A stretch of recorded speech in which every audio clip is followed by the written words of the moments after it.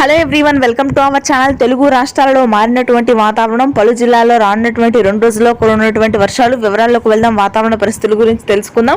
But అన్నిటికంటే ముందు మీరు ఇంకా మన ఛానల్ కనుక సబ్స్క్రైబ్ చేయనట్లయితే వెంటనే సబ్స్క్రైబ్ చేసి పక్కన ఉన్న బెల్ ఐకాన్ని కూడా క్లిక్ చేసేయండి.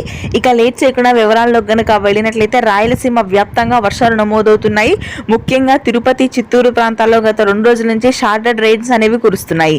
ఇకపోతే మనకి మధ్యాంధ్ర, ఉత్తరాంధ్ర జిల్లాల్లో మాత్రం ఉక్కపోత అత్యధికంగా ఉండనుంది. ఇవాళ రేపు మే 5, 6, 7 తేదీల్లో మోస్తరు వర్షాలు కురవనున్నాయి. ముఖ్యంగా శ్రీకాకుళం, విజయనగరం, విశాఖపట్నం, పార్వతీపురం, మన్యం, అల్లూరి సీతారామరాజు, ఉత్తర తెలంగాణలోని నిజామాబాద్, ఆదిలాబాద్, ఖమ్మం, భద్రాద్రి కొత్తగూడెం అంటే ఉత్తర కోస్తా జిల్లాలకి ఆనుకున్నటువంటి తెలంగాణ జిల్లాల్లో కూడా అక్కడక్కడ మోస్తరు వర్షాలు నమోదు కానున్నాయి. మధ్యాంధ్ర జిల్లాల్లో బంగాళాఖాతంలో కొనసాగుతున్నటువంటి ఉపరితల ఆవర్తన ద్రోణి ఉత్తర కోస్తా యానాం మీదుగా విస్తరించే అవకాశం ఉండడంతో చిరుజల్లులు నమోదయ్యే అవకాశాలు ఉన్నాయి.